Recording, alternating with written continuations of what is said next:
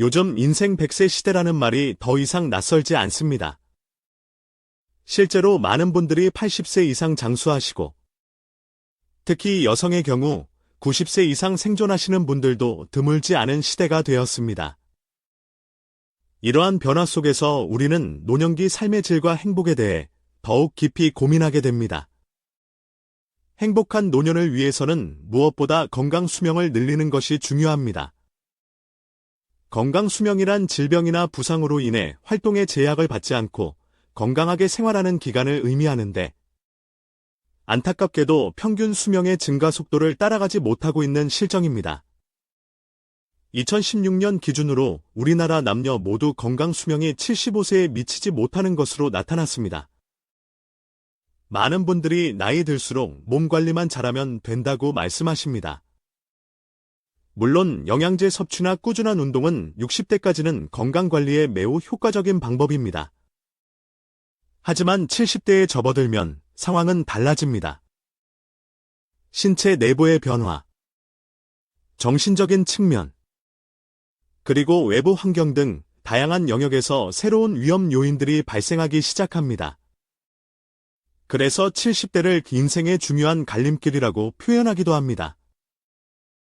이 시기에 어떤 노력을 기울이느냐에 따라 타인의 돌봄이 필요한 시기를 최대한 늦추고 말년의 활력과 행복을 유지할 수 있기 때문입니다. 30년 이상 노인의학을 전문으로 해오신 와다 히데키 박사 역시 노화를 늦추는 다양한 방법이 있지만, 특히 70대와 80대에 맞는 건강법과 위기 대처법이 반드시 필요하다고 강조합니다. 오늘은 와다 히데키 박사의 저서 70세가 노화의 갈림길을 중심으로 행복한 노년을 위해 특히 70대를 어떻게 보내야 하는지에 대해 자세히 살펴보겠습니다. 70대 중장년의 연장선이자 노화와 싸울 마지막 기회. 과거에는 70대가 되면 중병을 앓거나 병원 신세를 지고 혹은 간병이 필요한 경우가 많았습니다. 하지만 현대의학의 발전과 건강에 대한 인식 개선으로 앞으로는 많은 분들이 70대를 능동적으로 건강하게 보내실 수 있을 것입니다. 즉, 70대 이후 10년은 중장년의 연장선으로 볼 수 있는 시기가 된 것입니다. 이 시기에는 신체 기능도 비교적 잘 유지되고 정신도 아직 명료합니다. 따라서 70대의 일상생활 습관과 마음가짐이 80대 이후의 건강한 삶으로 이어지는 데 결정적인 역할을 합니다. 다만 70대에는 그 연령대 특유의 취약성이 존재하므로 방심하면 건강이 급격히 악화될 수 있어 세심한 주의가 필요합니다. 그렇다면 노년의 행복을 위해 70대를 어떤 마음가짐으로 보내야 할까요? 70대는 노화와 적극적으로 싸울 수 있는 어쩌면 마지막 기회입니다. 긴 노년기를 건강하게 보내기 위해서는 첫째, 뇌 기능을 80대 이후까지 어떻게 유지할 것인가? 둘째, 70대에 보유한 운동 기능을 얼마나 오랫동안 지켜낼 것인가가 매우 중요합니다. 핵심은 바로 70대의 생활 방식입니다.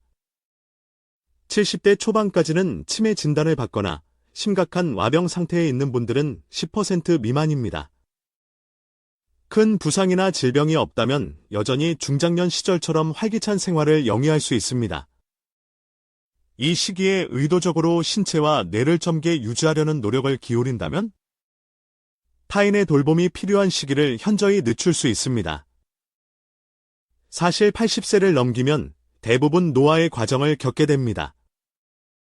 노화를 완전히 멈추는 것은 불가능하기 때문입니다. 인생 100세 시대를 맞이한 우리는 노화를 두 시기로 구분하여 받아들일 필요가 있습니다. 첫째는 70대의 노화와 적극적으로 싸우는 시기이고, 둘째는 80대 이후의 노화를 자연스럽게 받아들이는 시기입니다. 아무리 노력해도 80대 이후에는 노화를 수용해야 하는 시기가 반드시 찾아옵니다. 그럼에도 불구하고 영원한 젊음을 추구하며 노화에 저항하려고만 한다면 결국 좌절감만 커질 수 있습니다. 신체적 수명이 100세 가까이 늘어나면 많은 경우 병상에 누워 지내다 생을 마감하게 됩니다. 누구나 높은 확률로 그러한 말년을 맞이할 수 있기에 노화를 무조건 기피하는 것은 오히려 부자연스럽습니다. 80세를 넘어 노쇠한 자신의 모습을 보고 실망하거나 혐오할 필요는 없습니다. 오히려 큰 병으로 생명을 잃거나 사고를 당하지 않고 천수를 누리고 있기에 노화와 마주할 수 있다고 긍정적으로 생각하는 것이 바람직합니다. 반면 70대는 신체적으로나 정신적으로 아직 건강을 되찾고 노화와 싸울 여력이 충분한 시기입니다. 따라서 70대의 건강한 상태를 유지하려는 노력은 그 효과도 크고 의미도 깊습니다. 물론 노화를 받아들이는 방식은 사람마다 다를 수 있습니다. 젊음을 유지하고 싶어하지 않는 분도 계실 것이고, 있는 그대로 자연스럽게 늙어가는 것이 최선이라고 생각하는 분도 계실 겁니다. 노년의 삶의 방식에는 정답이 없으며, 각자의 가치관에 따라 자유롭게 살아가면 됩니다. 다만, 이왕이면 80대가 되어서도 건강을 유지하고 삶의 질을 높이며 어느 정도 신체 활동이 가능한 편이 좋지 않을까요? 젊은 시절처럼 맑은 정신을 유지하고 싶다면 70대는 노화와 싸울 수 있는 절호의 기회입니다. 이 시기에 하루하루의 노력이 다가올 80대의 모습을 크게 좌우할 것이기 때문입니다. 실제로 노력 여부에 따라 훗날 엄청난 차이가 나타납니다. 초고령 사회, 건강 격차와 적극적인 삶의 중요성. 저출생과 함께 다가올 초고령 사회는 고령자가 사회의 다수를 차지하는 시대입니다. 어떤 분은 누워서만 생활하거나 일상에서 간병이 필요할 수 있고, 또 어떤 분은 매일 산책을 하거나 수영, 골프 등 스포츠를 즐기는 80세 노인일 수도 있습니다. 즉, 고령자가 되면 신체 능력과 뇌 기능에서 개인차가 매우 커집니다. 건강 격차가 두드러지는 것이 미래 사회의 한 특징이 될 것입니다. 젊은 사람이라면 질병으로 열흘 정도 입원했더라도 퇴원 후 즉시 일상생활로 복귀할 수 있습니다. 하지만 고령자는 그렇지 않습니다.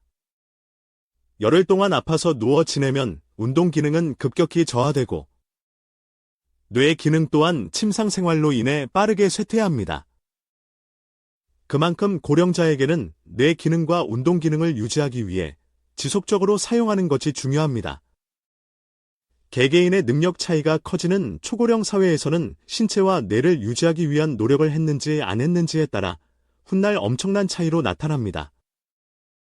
따라서 계속 사용하려는 의식과 마음가짐은 노년의 행복을 위해 누구에게나 중요하다고 말씀드릴 수 있습니다.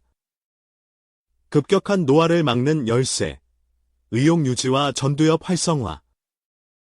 오늘날의 70대는 과거보다 훨씬 젊어졌다고는 하나, 이 연령대만의 독특한 위험 요소들을 안고 있습니다. 특히 의욕 저하나 의욕 상실이 두드러지는 경향이 있습니다. 앞서 뇌 기능과 운동 기능을 유지하기 위해 지속적인 사용이 중요하다고 말씀드렸습니다. 70대는 의욕적으로 몸을 움직이거나 머리를 사용하지 않으면 금방 간병이 필요한 상태가 될 위험이 있습니다. 많은 고령자분들이 이 사실을 알고 계시지만 실제로 계속 사용한다는 것을 실천하는 분은 그리 많지 않습니다. 왜냐하면 70대가 되면 머리로는 이해해도 의욕 자체가 떨어져 활동량이 줄어들기 때문입니다. 매사에 의욕이 없고 흥미를 느끼지 못하게 되면서 사람 만나는 것조차 귀찮아지고 외출을 꺼리는 경향이 생깁니다. 이러한 의욕 저하는 주로 뇌의 전두엽 노화와 남성 호르몬 감소가 원인입니다. 전두엽의 위축은 사실 40대부터 이미 시작되며 70대가 되면 더욱 뚜렷해집니다. 남성의 경우 남성 호르몬 감소까지 진행되어 행동 의욕이 더욱 저하됩니다. 사실 이 의욕 저하야말로 노화 과정에서 가장 경계해야 할 부분입니다. 질병이나 부상으로 인해 노화가 진행되기도 하지만 나이가 들수록 의욕이 감퇴하는 것이 급격한 노화를 초래하는 주된 요인입니다. 아무리 몸을 움직이고 뇌 기능을 사용하려 해도 의욕이 샘솟지 않으니 여러 활동이 귀찮아지고 비활동적으로 변하며 결국 가지고 있던 기능마저 유지할 수 없게 되는 것입니다. 이러한 의욕 저하가 현저해지는 연령대가 바로 70대입니다. 전두엽은 의욕, 계획, 창조 등 고차원적인 정신 기능과 관련된 중요한 부위입니다. 70대 인간관계 재정립과 즐거운 교류의 중요성 70대가 되면 만남이 점점 귀찮아지는 것은 어찌 보면 당연한 현상입니다. 이는 특히 남성에게서 두드러지는데 남성 호르몬 감소와 관련이 있습니다.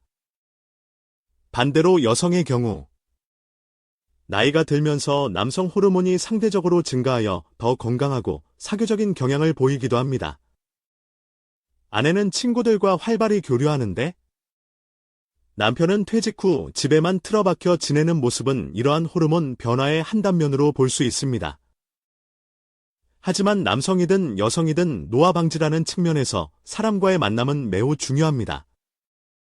타인과 교류하는 것은 전두엽을 사용하는 활동이며 이는 뇌의 노화를 늦추는 데 기여합니다.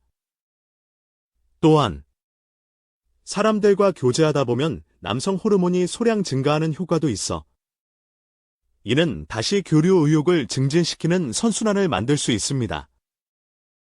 남성 호르몬과 근육의 관계도 이와 유사합니다. 남성 호르몬이 증가하면 근육이 잘 붙고 근육이 붙으면 다시 남성 호르몬이 증가하는 선순환이 일어납니다. 따라서 70대가 되어도 가급적 교제를 끊지 말고 지속하는 것이 좋습니다. 단, 중요한 점은 이제 싫은 사람과의 교제는 그만두는 것이 현명하다는 것입니다. 70대가 되면 어느 정도 관계에서 거리를 둘 수 있는 여유가 생기므로 마음이 맞지 않는 교제를 억지로 이어갈 필요는 없습니다. 자신의 감정에 솔직해져서 교우 관계를 재검토하고 좋아하는 상대나 즐거운 동료하고만 교류해도 충분합니다. 젊었을 때처럼 의무감이나 타성으로 싫은 교제를 계속하면 사람 사귀는 것 자체가 점점 더 귀찮아질 수 있습니다.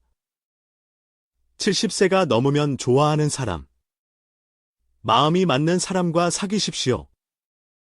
스포츠 이야기를 좋아하는 분이라면 그런 화제로 함께 즐거워할 수 있는 상대, 정치 이야기를 좋아하는 분이라면 그런 이야기를 나눌 수 있는 상대가 좋습니다.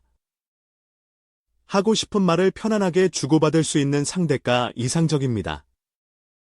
설령 응원하는 야구팀이 다르더라도 솔직한 의견을 나눌 수 있는 상대와의 교류는 전두엽 활성화에 매우 효과적입니다. 다만 고령이 되면 이미 전두엽 위축이 진행된 경우가 많아 의견 차이로 인해 다툼이 잦아질 수도 있습니다.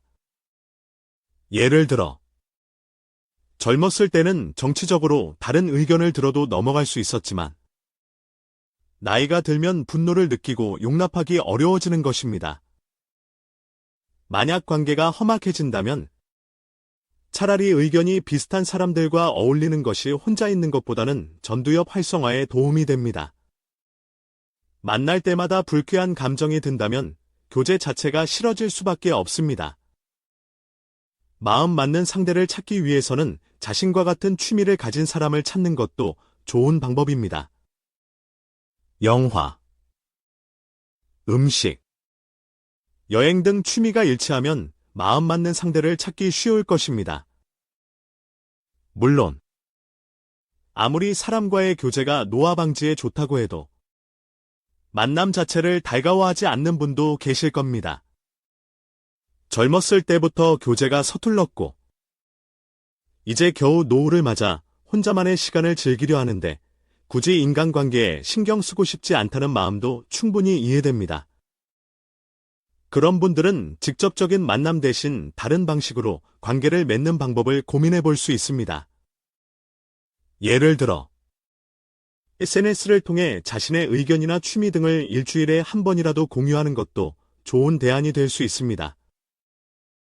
70대 생활 철학, 싫은 일은 하지 않는다. 그러나 대안을 찾는다. 70대가 되면 더 이상 싫은 것을 억지로 하지 않는 것이 중요합니다. 지금까지 추천드린 것들이 너무 싫다면 굳이 하지 않아도 괜찮습니다. 운동이 좋다고 권해도 하고 싶지 않다면 하지 않아도 됩니다. 스트레스야말로 노화의 가장 큰 적이기 때문입니다. 다만, 하지 않는다면 대신 이것이라도 할 수 있다는 또 다른 생각을 해보는 것이 중요합니다. 굳이 격렬한 스포츠를 시작하는 것은 싫지만, 산책 정도는 할 수 있다거나, 집안을 걷거나 정원에서 흙을 만지는 정도라면 할 수 있다는 식으로 무리가 없는 범위에서 대안을 찾는 것입니다. 그런 작은 노력만으로도 당신의 몸과 마음을 젊고 활기차게 유지하는 데 큰 도움이 될 것입니다.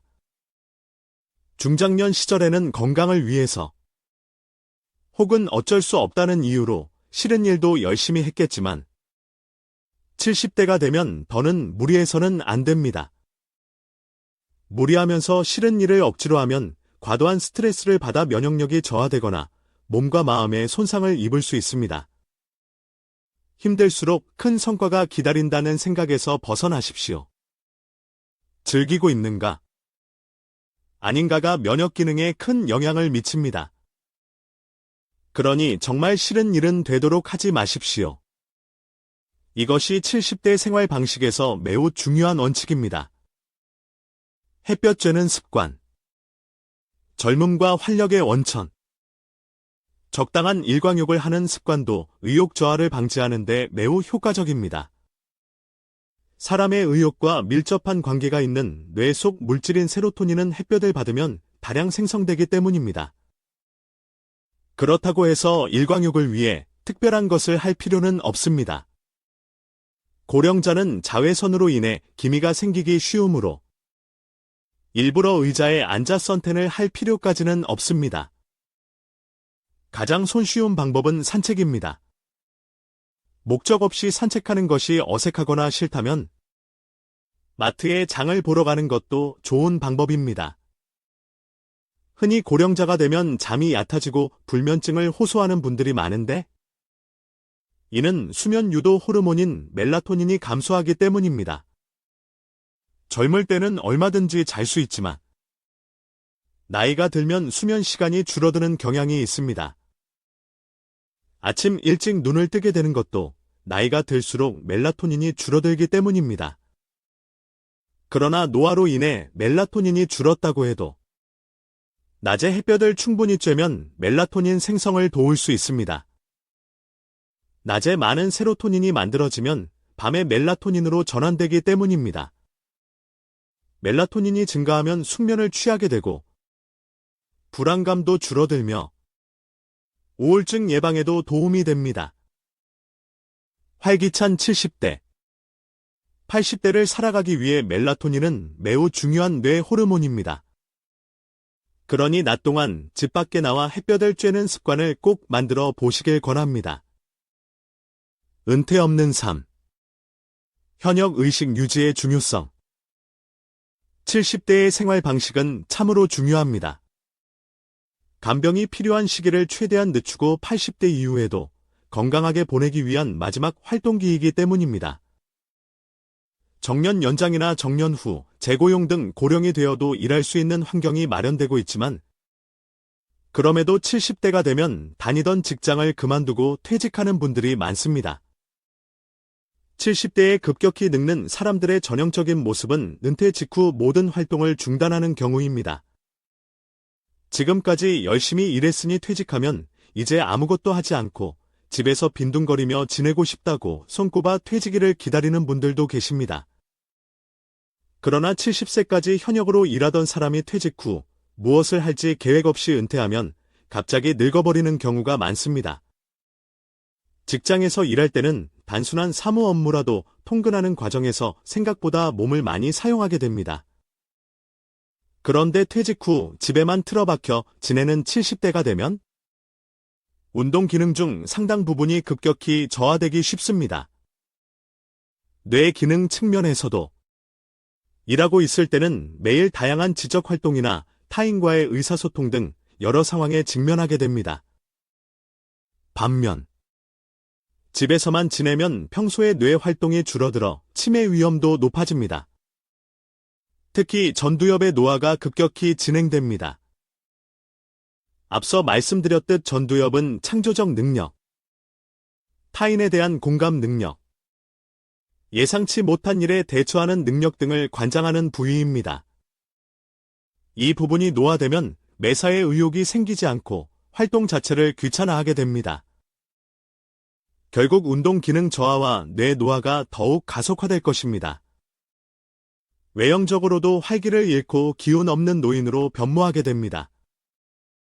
그렇게 되지 않기 위해서라도 조만간 퇴직을 앞둔 분이라면 퇴직 이후 무엇을 할 것인지 미리 준비해 두어야 합니다.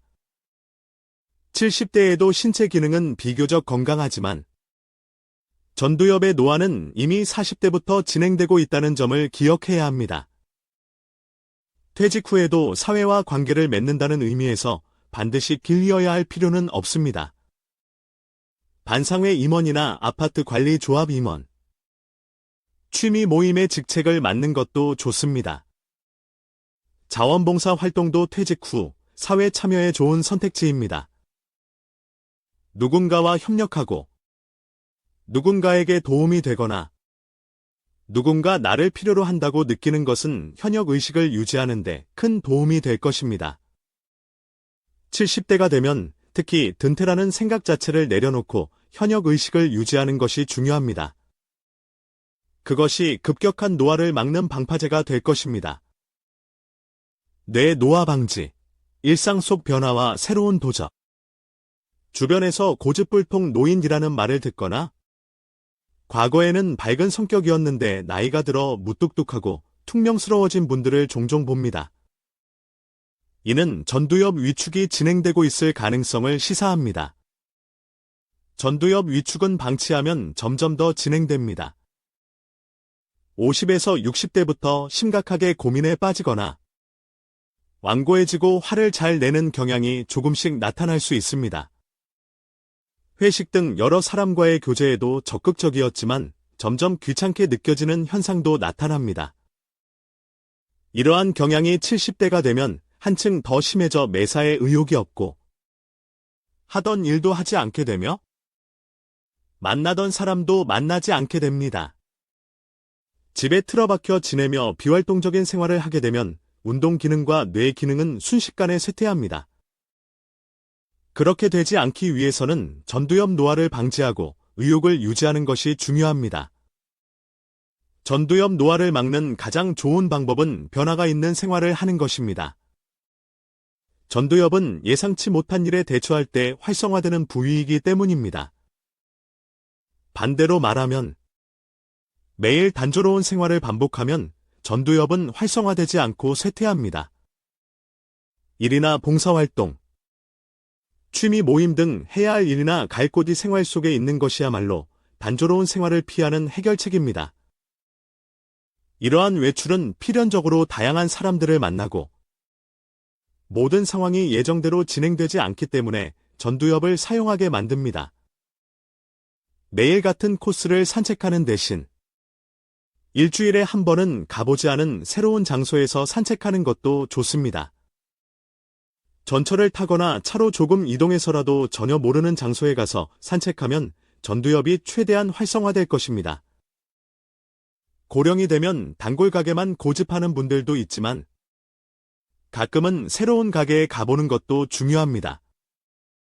늘 가던 식당에서 늘 먹던 음식을 먹는 동안에는 전두엽이 자극받지 않습니다.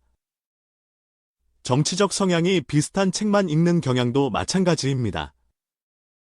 예를 들어 좌파 성향의 분이라면 가끔 우파 성향 작가의 책도 읽어보십시오.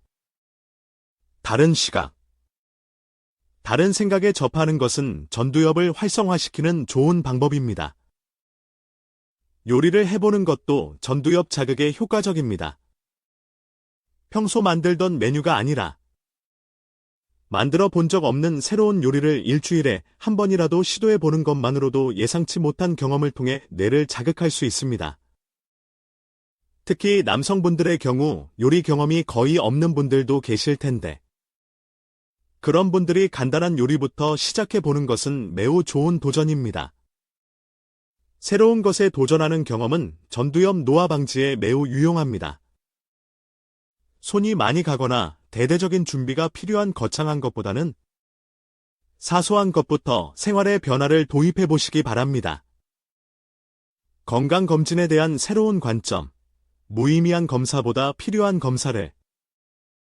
우리나라 많은 분들이 직장이나 지역사회에서 정기적으로 건강검진을 받고 계십니다. 그만큼 건강검진에 대한 믿음이 강한 편입니다. 하지만 건강검진이 장수를 위해 실질적으로 큰 도움이 되지 않을 수도 있다는 점을 말씀드리고 싶습니다. 건강검진에서 정상 또는 비정상을 판정하는 기준은 대부분 건강하다고 생각되는 사람들의 평균치를 기반으로 합니다. 통계적으로 약 95%의 사람을 정상 범위로 보고 이 범위에서 너무 높거나 낮게 벗어난 5% 정도를 비정상으로 간주하는 것입니다. 그러나 사람마다 체질이나 생활 환경이 다르기 때문에 정상 수치임에도 질병에 걸리는 사람이 있고 이상 수치로 판정되었지만 건강하게 지내는 사람도 있습니다. 이상 수치가 나왔다고 해서 반드시 병에 걸린다는 명확한 증거도 부족한 경우가 많습니다. 만약 심근경색이나 뇌경색 같은 중증 질환을 정말 예방하고 싶다면 일반적인 건강검진보다는 심장 정밀 검사나 뇌 정밀 검사를 받는 것이 훨씬 효과적일 수 있습니다. 저는 개인적으로 모든 항목을 망라하는 건강검진의 효용성에 대해선 다소 회의적이지만 심장검진이나 뇌검진은 매우 유용하다고 생각합니다. 예를 들어 심장검진을 3년에 한 번이라도 받는다면 심장을 둘러싼 관상동맥 어딘가에 동맥경화가 진행되어 혈관이 좁아진 부분을 발견할 가능성이 높아집니다. 뇌 검사 역시 MRI 촬영을 통해 뇌동맥류와 같은 위험 요소를 조기에 발견할 수 있습니다. 무조건 의사의 지시에 따라 모든 검진을 받고 불필요한 치료를 받기보다는 70대가 되면 선별적으로 심장검진과 뇌검진을 고려해 보시는 것을 권합니다. 70대의 위기 극복, 사별, 우울증, 그리고 긍정적 사고방식. 70대 이후가 되면 배우자나 부모님 등 가족과의 사별을 겪어야 하는 경우가 많아집니다. 과거에는 40대 정도의 부모님을 여의는 경우가 많았지만 평균 수명이 길어지면서 70대가 되어서야 부모님이 돌아가시는 경우가 늘고 있습니다. 70대에 이르러 배우자와 사별하는 분들도 점점 많아질 것입니다. 가까운 사람과의 사별 후 그 슬픔에서 좀처럼 헤어나오지 못하고 우울증으로 힘들어하시는 분들도 계십니다. 부모님과의 이별도 마찬가지지만 특히 배우자와의 사별을 극복하려면 그 괴로운 마음을 솔직하게 털어놓을 수 있는 친구의 존재가 매우 중요합니다. 그런 친구가 곁에 얼마나 있는가가 삶의 질을 좌우하는 중요한 요소가 될 수 있습니다. 혼자 틀어박혀 슬픔을 사귀기보다는 때로는 마음을 터놓을 수 있는 친구에게 슬픔을 이야기하는 것만으로도 큰 위로와 힘을 얻을 수 있습니다. 앞서 강조했듯이 70대가 되어도 고립되지 않고 인간관계를 계속 유지하는 것이 정말 중요합니다. 부부 단둘만의 관계는 때로 위험할 수 있습니다. 70대가 되면 교제가 귀찮아져서 부부끼리만 행동하는 경우가 많아집니다. 식사, 여행, 취미 활동, 심지어 잠깐의 외출까지 언제나 부부가 함께하는 모습이 익숙해집니다. 하지만 그 관계는 영원히 지속되지 않습니다. 반드시 어느 한쪽이 먼저 세상을 떠나고 다른 한쪽이 남겨지게 됩니다.